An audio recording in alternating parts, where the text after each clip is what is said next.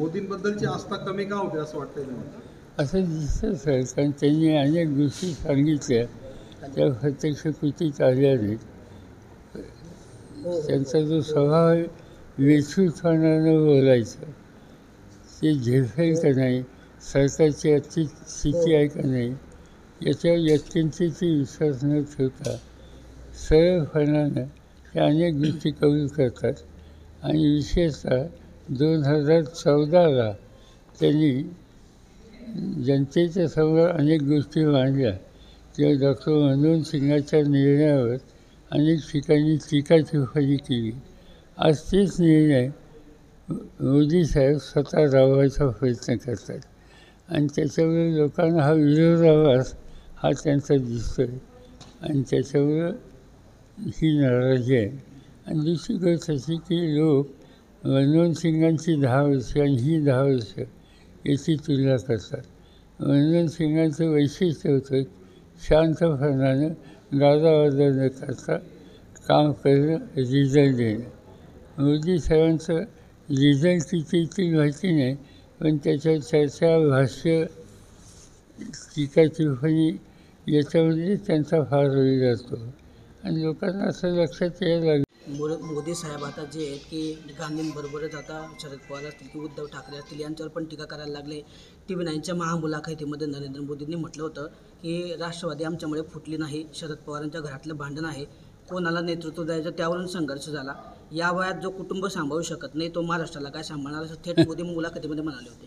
असं की मलाही म्हणता येईल त्याच्याबद्दल की त्यांनी कुटुंब सांभाळलं, पण त्या लेवलला मी जाऊ इच्छित नाही. त्यांची जर कौटुंबिक पार्श्वभूमी बघितली तर ती अतिशय चिंताजनक आहे. पण असं आपण व्यक्तिगत बोलू नये. ते पथ्य त्यांनी पाळलं नाही म्हणून आपण ते पथ्य न पाळण्याची भूमिका घेणे योग्य नाही. उद्धव ठाकरेंबद्दल पण बोलले होते की उद्धव ठाकरेंची जेव्हा आजारपणात होते तेव्हा आम्ही त्यांची विचारपूस करत होतो आणि उद्धव ठाकरे माझे शत्रू नाहीत, त्यांचा मान सन्मान आज पण आहे. ज्यावेळेस उद्धव ठाकरेंना मदत करायची वेळ येईल त्यावेळेस नरेंद्र मोदी हा पहिला व्यक्ती उद्धव ठाकरेंना मदत करणारा असेल, त्यांनी असं म्हटले मुलाखतीमध्ये. त्यांनी लाख म्हणलं असेल. आमची प्रार्थना ही आहे की उद्धव ठाकरेंना यांची मदत घ्यायची वेळ येऊ नये. उद्धव ठाकरेंबद्दल किती विचारतो, 2 प्रश्न विचारणार होतो. साहेब राज्यामध्ये आपल्या किती जागा येतील असं वाटतं? नाही, मला आज नाही सांगता येणार, कारण मी सगळ्याच सध्या माझं लक्ष 10 जागेवर आहे. जे आमच्या पक्षाच्या वतीने आम्ही देत होतो.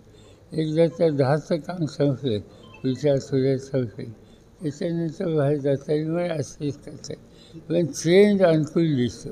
मागच्या वेळेला 5 वर्षापूर्वी काँग्रेसला 1 जागा मिळाली, आम्हाला 5 जागा मिळाल्या आणि एक तुमच्या औरंगाबादला एक MIM त्यांना मिळाली. म्हणजे 6 जागा सगळं महाराष्ट्रात मिळाल्या असतात. यावेळेला माझं असेसमेंट आहे की काँग्रेसला 10-12 कमीत कमी जागा मिळतील, आम्हाला 6-7 नाही 8-9 सुद्धा जागा मिळू शकतात. आणि यावेळीचं चित्र आणि मागचं चित्र याच्यात प्रचंड फरक आहे, जमीन आसमानाचा फरक आहे. 400 पारचा नारा दिलेला आहे त्यांनी, नारा कसं बघताय? ते आता त्यांनी खाली आणलं आहे. नाही ते आता त्यांनी जो खाली आणला आहे, या प्रत्यक्ष निवडणूक आणि काउंटिंग होईल त्यावेळेला आणखीन खाली आलेली दिसते. चला.